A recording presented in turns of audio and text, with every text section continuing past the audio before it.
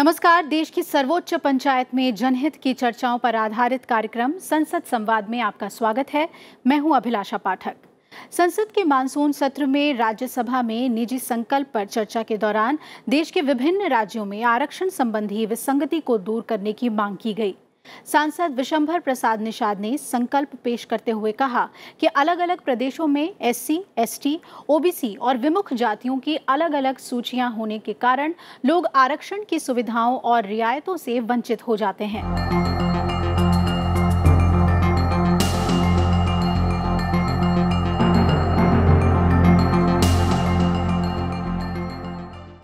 माननीय राकेश सिन्हा जी। माननीय उपसभापति महोदय, निषाद जी ने जो संकल्प रखा है उस संकल्प पर बोलने से पहले मैं एक बात बताना चाहता हूं। हम अपनी आलोचनाएं करते हैं, कभी कभी अपनी विशेषताओं पर भी ध्यान देना चाहिए। भारतीय समाज की एक खासियत है कि जो शोषित, पीड़ित और प्रताड़ित रहे हैं उसके ऊपर एक आम सहमति रही है। संविधान सभा तो बहुत दूर की बात है, संविधान सभा से पहले भी सहमति रही है कि जो अनुसूचित जाति और जनजाति के लोग हैं उन्हें मुख्य धारा में लाने के लिए, सामाजिक, आर्थिक, राजनीतिक अधिकार देने के लिए, उनका सशक्तिकरण करने के लिए राज्य जो भी व्यवस्था करे वो करनी चाहिए। उसमें समाज में कोई दो राय नहीं है और इस सदन में भी दो राय नहीं है। जो संकल्प रखा गया उसमें मुझे एक बात कहनी है। यह बात है रैशनलाइजेशन करने की। जिस उपजाति को अगर गुजरात में आरक्षण मिल रहा है, अगर उसे राजस्थान में नहीं मिले, और जिसे पंजाब में मिल रहा है उसे असम में नहीं मिले, तो जो विसंगति है उस विसंगति पर एक रैशनलाइजेशन करने की प्रक्रिया होनी चाहिए।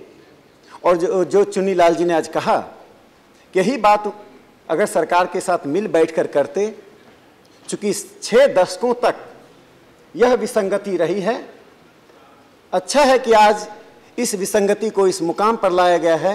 एक बात उठी कि इस देश में जाति विहीन समाज का एक हमने सपना देखा और सपना टूटता जा रहा है। उपसभापति महोदय, समाज तो जाति को छोड़ने के लिए तैयार है, राजनीति उसे छोड़ने नहीं देती है। मैं एक घटना का जिक्र करना चाहता हूं। विधायिका चाहे जितने भी कानून बना ले, लेजिस्लेटिव एक्शंस की संख्या जितनी भी बढ़ जाए, मल्टीप्लाई कर दीजिए, एक नहीं 1000 कानून बना लीजिए, यदि सोशल एक्शन नहीं हुआ, सकारात्मक कार्रवाई नहीं हुई सामाजिक स्तर पर, तो समाज बदलने वाला नहीं है। जब सविनय अवज्ञा आंदोलन अपनी पराकाष्ठा पर थी, जब पूरा देश ब्रिटिश साम्राज्यवाद के खिलाफ लड़ने के लिए मानसिक रूप से तैयार होकर चुनौती दे रहा था, तो महात्मा गांधी ने उस अवसर पर एक निर्णय लिया। दुनिया के इतिहास में ऐसा निर्णय किसी महान पुरुष ने नहीं लिया जो महात्मा गांधी ने लिया। उन्होंने 1933 में दलित यात्रा की। 12,500 मील की उन्होंने यात्रा की, जो नवंबर में वर्धा के राम मंदिर से यात्रा शुरू हुई, काशी तक यात्रा गई। उनको कई जगह पर काले झंडे दिखाए गए, सनातनियों ने उनका विरोध किया। महात्मा गांधी डटे रहे। उस डटे रहने के कारण क्या हुआ कि इस देश में जो एक माहौल बना कि ये जो लोग पीड़ित हैं, हजारों साल से पीड़ित हैं, उनके लिए समाज सशक्त बनाने के लिए, और संविधान सभा में उसके कारण एक बड़ा माहौल बना। मैं उस यात्रा का इसलिए जिक्र करना चाहता हूं कि समाज की भूमिका क्या होती है। जब महात्मा गांधी ने 8 लाख रुपए इकट्ठा किया था, तो एक भिखारी ने 1 पैसे का दान दिया, जिसे महात्मा गांधी ने 111 रुपए में नीलाम किया था। एक महाराष्ट्र के नेतृत्व में करने वाले श्री खपाड़े थे, उनकी धर्मपत्नी ने उसी मंच पर महात्मा गांधी के साथ बैठी हुई थी, 16 तोले सोने का जेवर उतार कर महात्मा गांधी को दान के रूप में दे दिया। मैं जो बात कहना चाहता था कि महात्मा गांधी से लेकर जयप्रकाश नारायण, डॉक्टर हेडगेवार से लेकर आज तक जो प्रयास हुए हैं, सामाजिक स्तर पर जो प्रयास होते रहे हैं, इस विषमता को दूर करने के लिए उसमें समाज को एक महत्वपूर्ण पहल करने की आवश्यकता है। जो विडंबना है, जो व्यतिक्रम है, उसको सरकार रैशनलाइज करेगी। यदि मल्लाह जाति कहीं आरक्षण में नहीं आता है तो उसे आरक्षण मिलना चाहिए, इस पर कोई दो राय नहीं है। यदि कोई केवट है, कोई निषाद है, कोई कहार है, कोई माली है, उसकी सामाजिक आर्थिक अवस्था राज्य बदलने से नहीं बदलती है, यह बात समाज स्वीकार करता है। और जो कानून की विसंगतियों के लिए जो लोग जिम्मेदार हैं, उन्हें भी आत्मालोचन करना चाहिए कि 6 दशकों तक उनकी निगाह इस बात पर क्यों नहीं गई, क्यों नहीं इस बात को उन्होंने सोचा। और दूसरा मुद्दा सभापति महोदय मैं उठाना चाहता हूं, एक शब्द का इन्होंने प्रयोग किया लेकिन बहुत ही महत्वपूर्ण शब्द है, लेकिन वो शब्द नहीं है। कम से कम अनुसूचित जाति जनजातियों के लिए संविधान सभा से लेकर आज तक, आज के दिन तक हम घंटों और दिनों बहस करते रहे, लेकिन इस देश में 15 करोड़ ऐसे लोग हैं जिनका ना कोई नाम है, ना पता है, ना ठिकाना है, ना कोई पोस्टल एड्रेस है। 125 करोड़ की जनसंख्या में 15 करोड़ लोगों का ऐसा होना जिनके पास एक पोस्टल एड्रेस नहीं है, जिनके बच्चों की रोजगार की बात तो दूर, वे आज यदि हरियाणा में हैं तो 7 दिन बाद वे राजस्थान में मिलेंगे, 15 दिन बाद वे महाराष्ट्र में मिलेंगे। ऐसे घुमंतु जातियों के ऊपर दादा इदाते कमीशन का गठन हुआ था। भटके विमुक्त विकास परिषद नाम का एक एनजीओ है। उस एनजीओ ने हजारों लाखों घुमंतु जाति के लोगों को बसाने के लिए, पुनर्वास करने के लिए उनको सही रास्ते पर लाकर उनके मस्तिष्क को बदलने का प्रयास किया कि आप एक स्थान पर रहें, उन परंपराओं से अपने आप को मुक्त करें। आज सदन एक मत से इस बात को माने कि दाता इदाते आयोग की रिकमेंडेशन को सरकार स्वीकार करे, एक अस्थायी आयोग का निर्माण करे, उनके पुनर्वास की व्यवस्था करे, नहीं तो यह भारतीय समाज पर, भारतीय राज्य पर एक बड़ा कलंक की तरह होगा। दूसरा महत्वपूर्ण पक्ष में देना चाहता हूं अध्यक्ष सभापति महोदय, पंडित दीनदयाल उपाध्याय जी से लेकर डॉक्टर राम मनोहर लोहिया जी तक, महात्मा गांधी से लेकर बाबा साहब अंबेडकर होते हुए जयप्रकाश राव तक, और वर्तमान पीढ़ी में जो हाल की पीढ़ी के लोग थे, चंद्रशेखर जी हों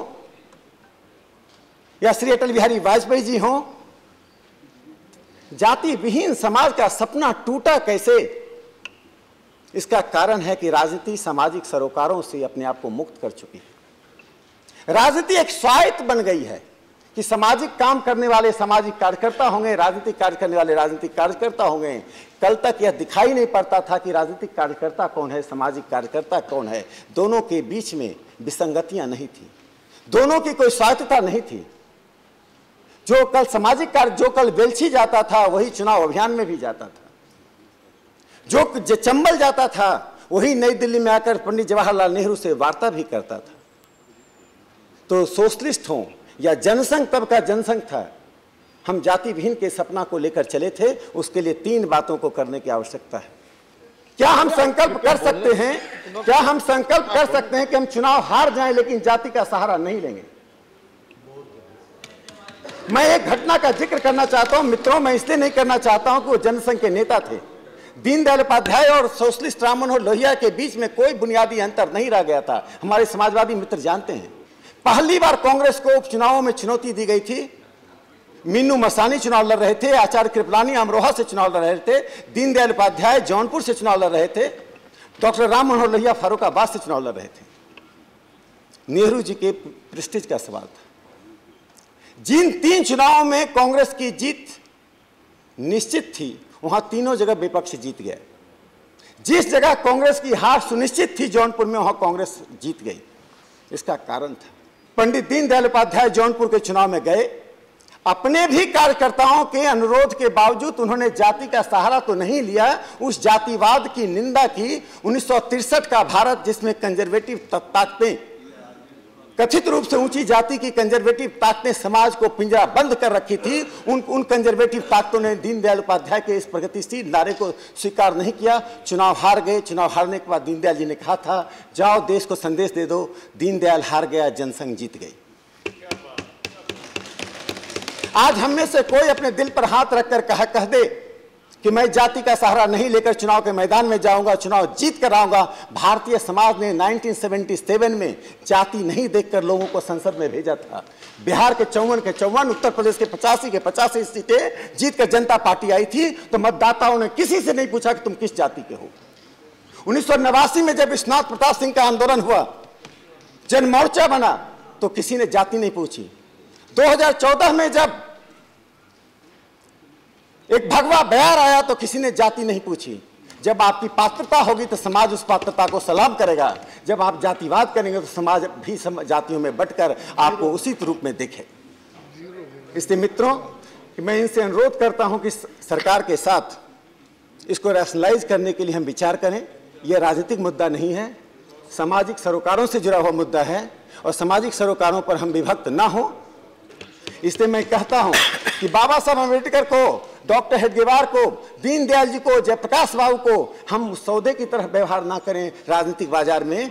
हम यदि सचमुच चाहते हैं समाज का विकास होना, जाति विहीन समाज का सपना पूरा करना, तो उस पुरुषार्थ को दिखाएं समाज में जाकर, राजनीति में जाकर। आओ, बिना धन बल का, बिना जाति बल का मैं इस समाज का नेतृत्व करूंगा। मैं हार कर भी जीतूंगा, तुम जीत कर भी हारोगे। यही सपने के साथ हम चले थे, इसी सपने के साथ मैं आपसे अनुरोध करता हूं, आइए, मिलिए, बैठिए, सामाजिक सरोकारों पर अपने आप को नहीं बांटिए। धन्यवाद। ई राजा जी। At the outset, I support the bill, and I congratulate my neighbor colleague, Mr. Nishad, for bringing this issue for the consideration of the entire House and government. Sir, I've been looking at this issue for quite some time, and I've come across many cases. The people who belong to SC community in Haryana, when they move to Delhi, they are not treated as SC.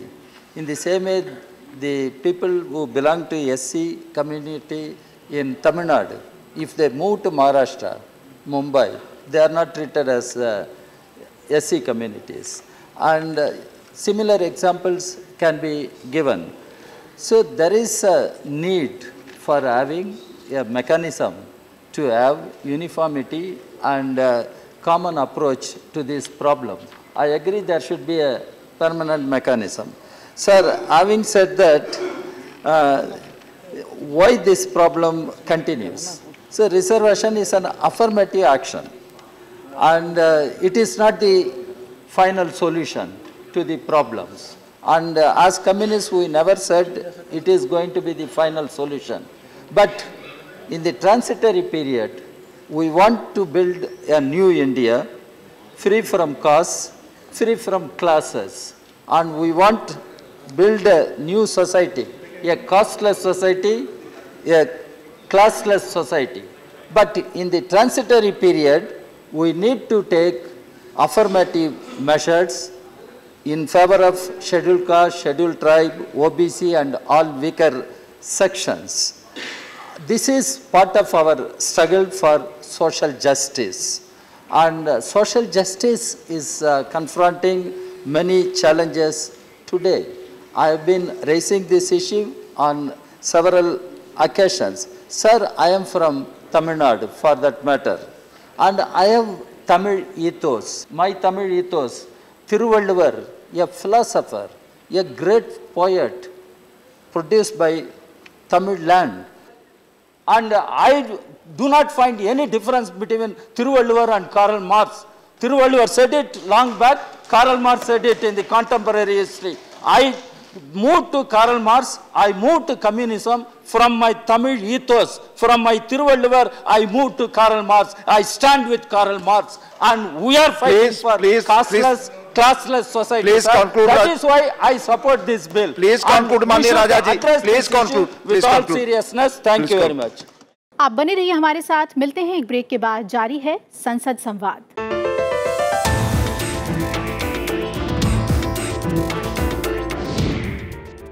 Vishambar Prasad ji ने जिन जिन जातियों का उल्लेख किया है वो एक बार नहीं अनेक बार आरजीआई के द्वारा स्वीकृत कर दी गई है। आरजीआई की रिपोर्ट के आधार पर संबंधित आयोग ने भी असहमति व्यक्त कर दी है। इसलिए हम इन जातियों को जोड़ने और घटाने का काम नहीं कर सकते। परंतु मैं इतना जरूर कह सकता हूं कि इन 4 वर्षों में, 4.5 वर्षों में हमने लगभग 11 राज्यों में इसी प्रक्रिया का अनुपालन करते हुए लगभग 24 जातियों को सम्मिलित करने का काम किया। उसमें 2 नई जातियां जुड़ी है और 22 जो समानांतर पर्यायवाची नाम है। इस प्रकार की एक टोटल मिलाकर के 24 जातियां हैं।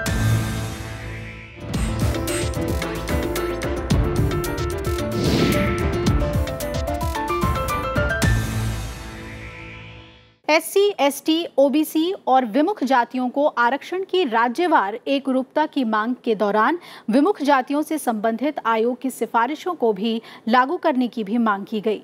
सांसद राकेश सिन्हा ने आरक्षण को युक्तिसंगत बनाने की वकालत करने के साथ घुमंतु जातियों के पुनर्वास की स्थायी व्यवस्था की भी सिफारिश की।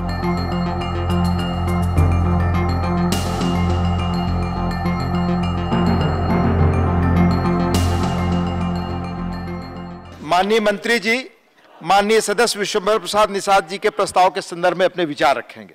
धन्यवाद उपसभापति महोदय।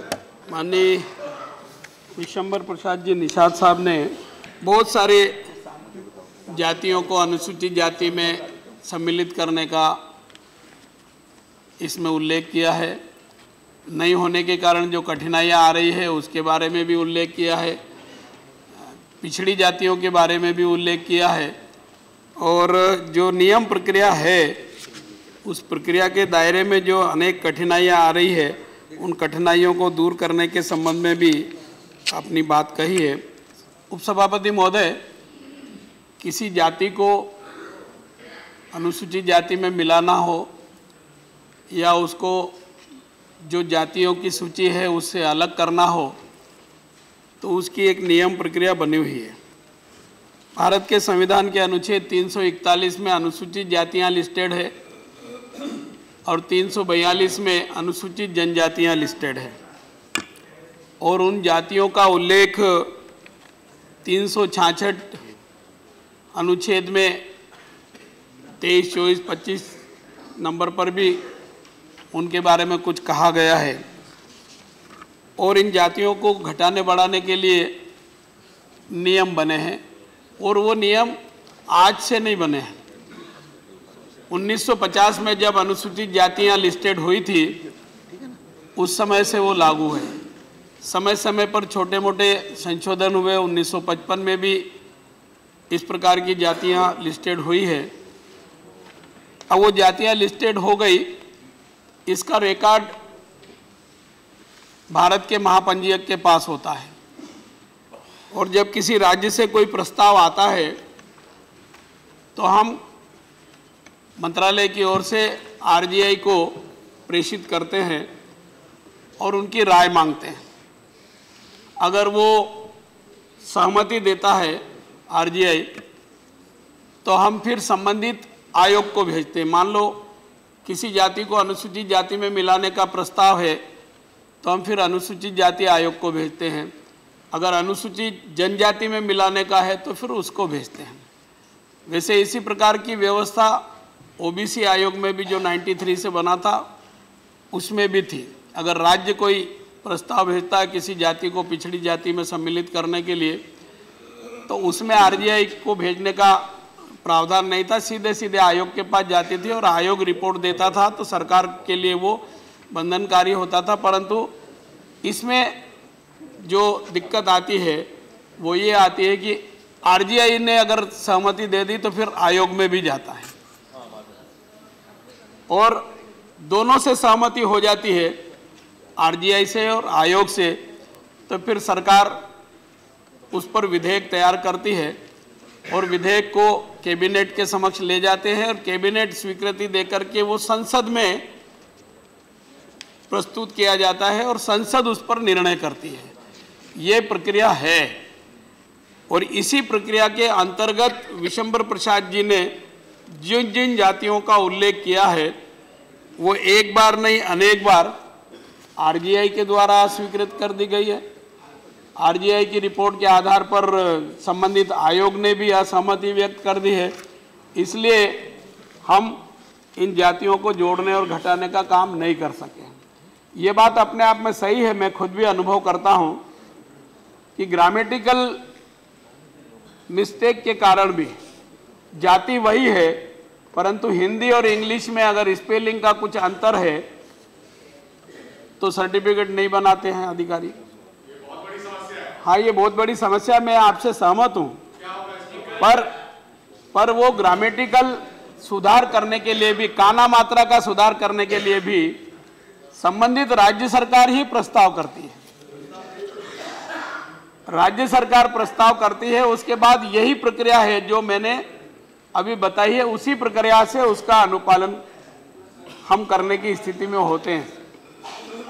अब ये जो जातियां इन्होंने बताई है, इनके साथ यही समस्या हुई है और हम वो नहीं कर सके हैं।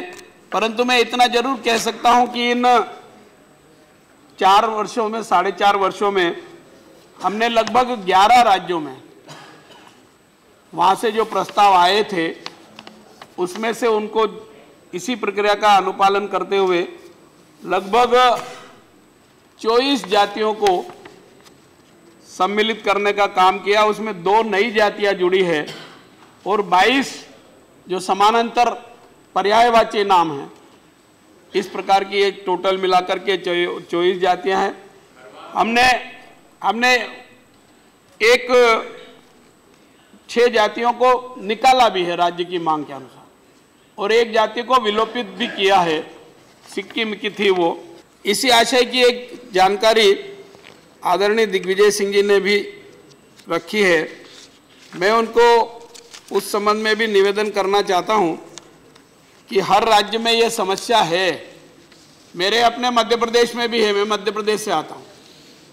वहाँ प्रजापति जाति 3 जिले में तो एससी में है, बाकी में ओबीसी में है। हाँ, धोबी भी है, जायसवाल भी है, ऐसे ही हर राज्य में है।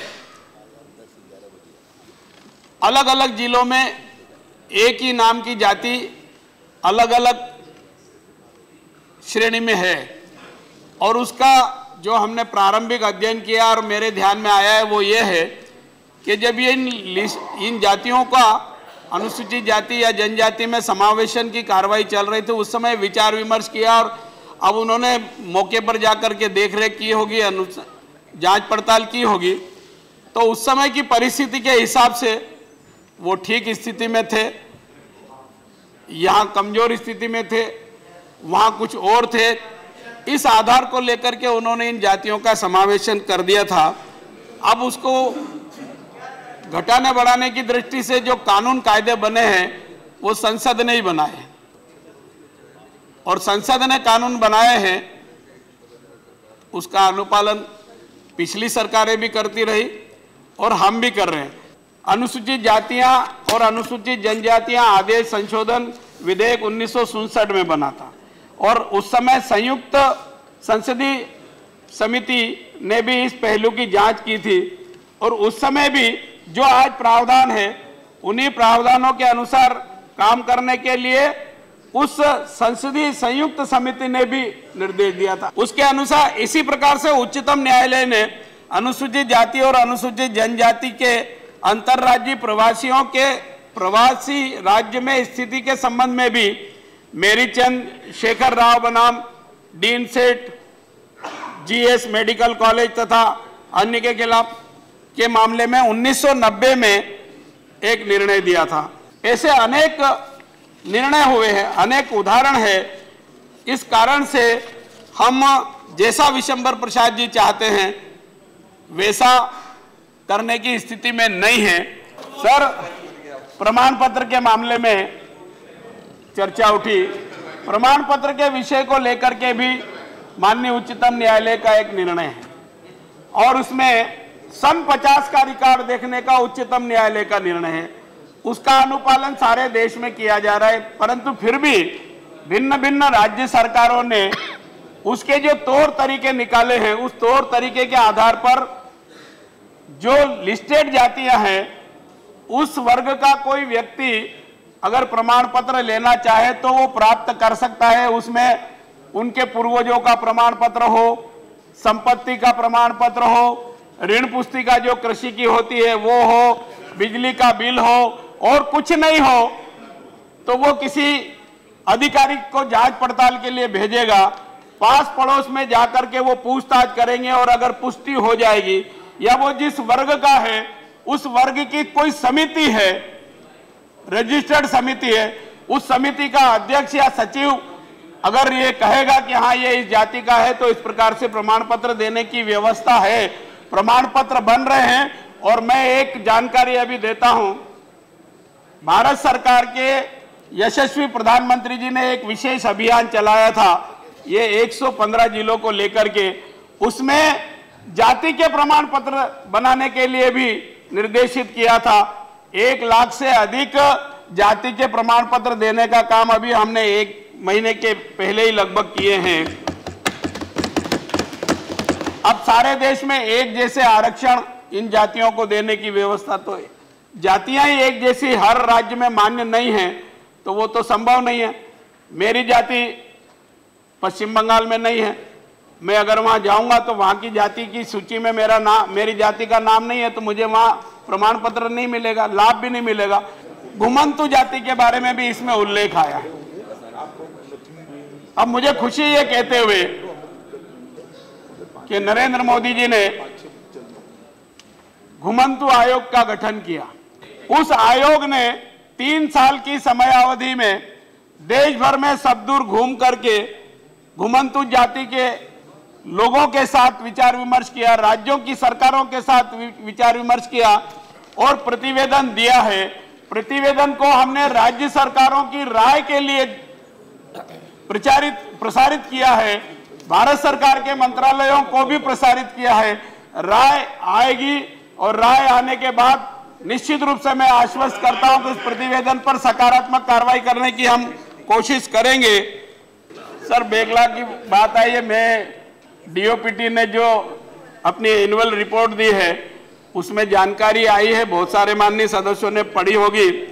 1/1/2016 की स्थिति के अनुसार अनुसूचित जाति वर्ग के लोगों को जो 15% आरक्षण की सुविधा प्राप्त है, 17.49% पद भरे हुए हैं।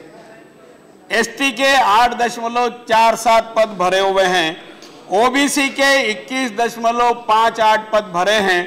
ओबीसी में अभी रिक्तियां है, उसकी भी प्रक्रिया निरंतर जारी रहती है और रिक्त पदों की पूर्ति के लिए सरकार, ये निरंतर प्रक्रिया है इसलिए कार्रवाई करती रहती है। मैं आश्वस्त कर सकता हूं विशंबर प्रसाद जी को और माननीय आप कृपया सदन को और सदस्यों को कि सरकार इन वर्गों के हित के लिए सकारात्मक कार्रवाई कर रही है, यशस्वी कार्रवाई कर रही है। विश्वास करें सरकार पर, इन वर्गों के हितों का संरक्षण करने के लिए हम दृढ़ प्रतिज्ञ हैं और सकारात्मक कार्रवाई करते रहेंगे। धन्यवाद। सामाजिक न्याय और अधिकारिता मंत्री थावरचंद गहलोत ने प्रस्तावित संकल्प को वापस लेने की मांग करते हुए कहा कि राज्यों में जातियां समान रूप से मान्य नहीं है, इसलिए सारे देश में जातियों को एक जैसा आरक्षण देना संभव नहीं है। गहलोत ने कहा कि संविधान में एससी, एसटी, ओबीसी और विमुख जातियों को अनुसूची में शामिल करने और हटाने की प्रक्रिया दी गई है। जातियों को आरक्षित सूची में दर्ज करने या हटाने के लिए महापंजीयक और संबंधित आयोग की सहमति लेनी पड़ती है।